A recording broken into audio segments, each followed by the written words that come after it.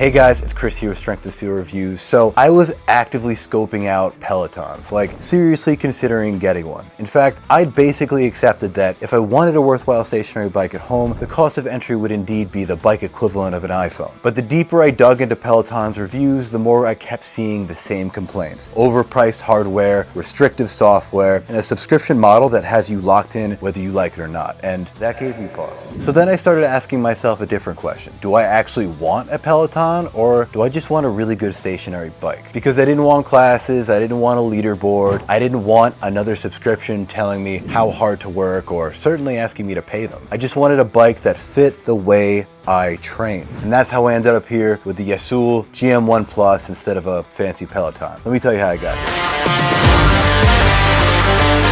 Alright, so this isn't just a stationary bike review. It's also about how cycling has become a non-negotiable part of my training, how that almost led me to buy a Peloton, and why I instead ended up here with the YESOUL G1M Plus. And to understand why any of this matters, you're going to need a little context. So I've been trying to grow my quads for years. Too long. Way too long. And I don't mean casually trying. I mean squatting multiple times a week, hack squats, leg presses, Bulgarian split squats, different rep counts. I've brought my butt to the floor in every rep. I've done partial reps. I've used wedges. I've used squat shoes. I've used kettlebells, dumbbells, Smith machines, and of course, traditional barbells. All of it. I've tried every trick in the book, and despite my vigorous effort, for years, my quads have stalled in their development. And listen, I've been training for most of my life, probably since middle school, and now I'm a certified personal trainer. I understand hypertrophy, I understand progressive overload, I understand recovery, and still my quads have lagged sadly behind. So about a month ago, I started using an old Nordic track bike at a local gym during my transition to Florida. Nothing fancy, just an ordinary stationary bike. And suddenly my legs started responding. There was a fullness to them, a consistent pump, and yes, there was also soreness in ways that I have not felt before. They started to look and of course feel very different, obviously in a good way. And to my great surprise, I soon discovered that all of my lifts had also benefited from this discovery. For the first time in a long time, I felt relieved, like I had finally cracked a code for my stubborn legs. It was awesome. It is awesome. I've experienced moments like this before, but this was a big one. In fact, if you want to hear more about how I've utilized cycling to complement the development of my quads, comment below and perhaps I could do another video on it, because for me it truly has been revelatory. Anyway, fast forward to today, and I'm preparing to move into my new home at the beginning of 2026 in Florida. And no, this isn't my home, it's my parent-in-law's home. It's really nice, but it's not mine. So in my new home, which does exist, I'll be building out a brand new home gym, which I'll also be filming as an episodic series here on this channel. If you don't want to miss that, make sure you're subscribed. I'm really excited about it, both documenting the journey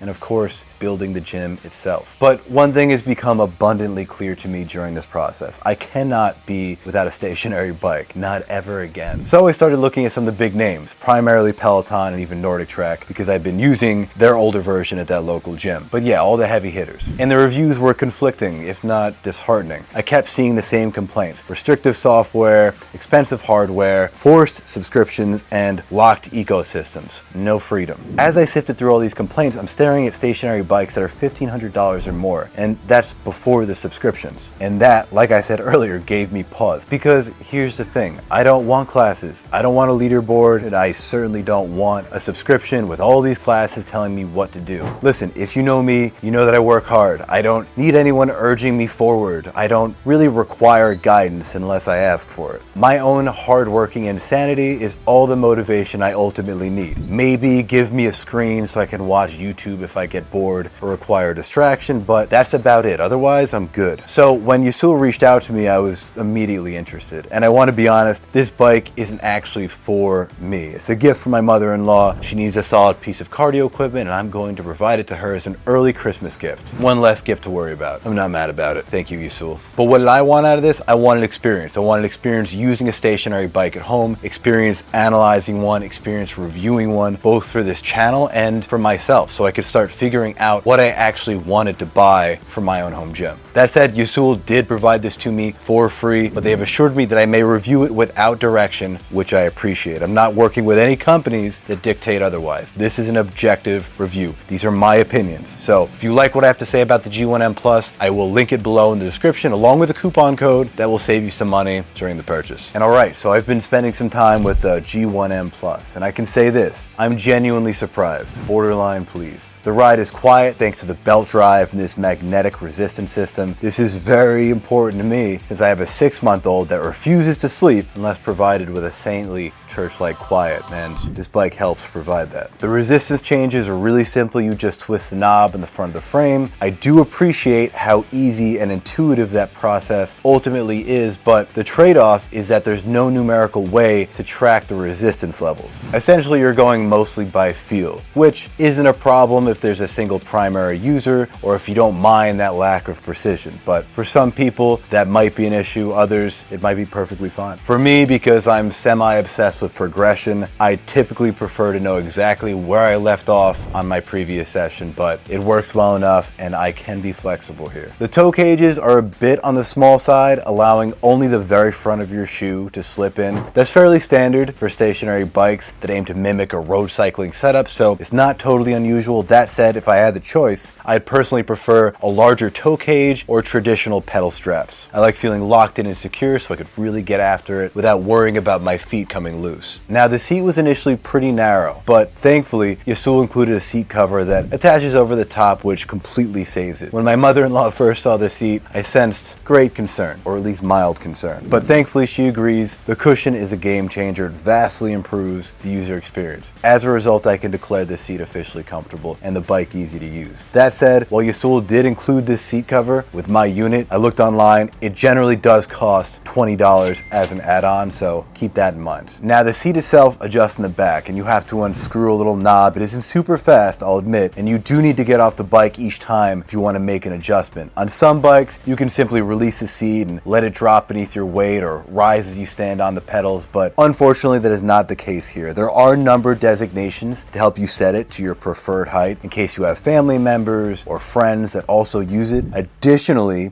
you can also move the seat forward or back, which I think is a nice touch. The frame also adjusts up and down, and again, not a super quick adjustment, but you should know exactly what height you like the frame, just like you know exactly what height your seat is. The handlebars are more in line with a traditional road bike, and in that regard, I think they're quite nice. Often I'll sit upright without touching the handlebars just to really tap into my quads because they deserve that extra punishment after all of these years of internal abuse that they have wrought upon me. Yes, I blame them, and also comment below if you recognize that two-handed salute. There's also a pretty conveniently located bottle holder behind the handlebars, but if you're like me and you insist on being constantly dehydrated, you might totally ignore this. If you're much smarter, much wiser than me, well, you'll be glad. All right, so now on to the tech. First, let's discuss the screen. It's big, it's bright, and genuinely clear. The size alone makes a difference. It's 21 inches, but it's the overall image quality that really stood out to me. The text is sharp, the video looks clean, and it never feels like you're squinting at some little tablet that was just bolted into the handlebars as some kind of an afterthought. And the sound is good too. The built-in speakers are actually good. Not like it exists and it's here, technically kind of good, but like loud, clear, and usable good. Like the kind of good where you're grateful to have it. And the volume is adjusted with a physical knob, so there's no digging through menus, no tapping some kind of sweaty screen mid-interval. You just turn the knob and you're good to go. To me, that's a small thing, but it matters way more than I would have expected when I'm riding because I go hard in the paint. And to me, this is where the real separation from Peloton begins. Peloton bikes use what is often referred to as a closed system. If you don't have their subscription, your screen is mostly useless. You need to buy into it. Here, that is not the case. With the G1M Plus, with YESOUL, you can connect your phone, stream whatever you want,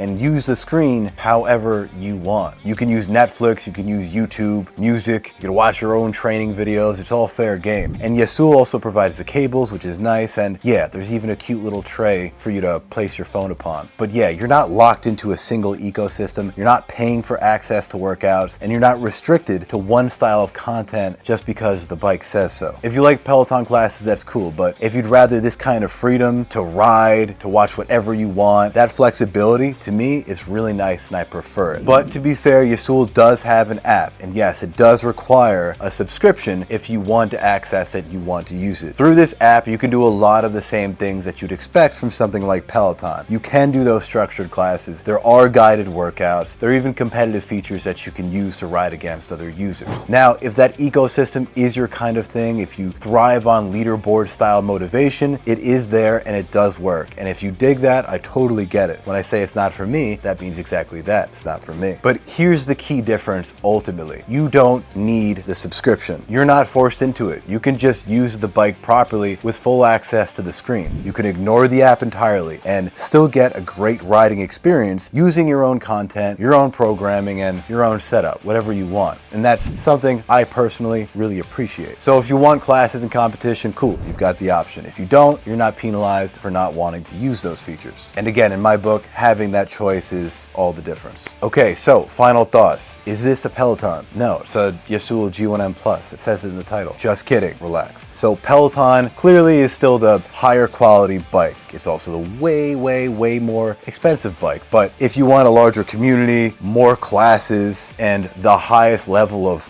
quality and polish, well, Peloton might be the way to go. But if you're not made of money, the YESOUL G1M Plus is awesome and a worthwhile consideration for you. Because honestly, after using the YESOUL G1M Plus, I'm thinking, what else do I need? I don't need any of those features. They are meaningless to me overall. For how I ride and why I ride, this trade-off matters a lot less than the flexibility and the frictionless use. This bike didn't just surprise me as a reviewer, it surprised me as someone who relies on cycling to keep progressing physically. It reinforced something I've learned the hard way over the years. The best equipment is not universal. It's whatever keeps you consistent, keeps you progressing. It's whatever you like to use. It's whatever works for you. So yeah, genuinely, I like the YESOUL G1M Plus, and for me and for a lot of you, I think it is the better option when considering anything from Peloton or even Nordic Track. Anyway, drop a comment below if cycling has also changed your leg development in some meaningful way. And if you're not subscribed yet, especially if you want to follow that full Florida home gym build series that I'm planning, go ahead and hit that subscribe button. Otherwise, you stay strong and you stay steely, and I'll catch you in the next one. Adios.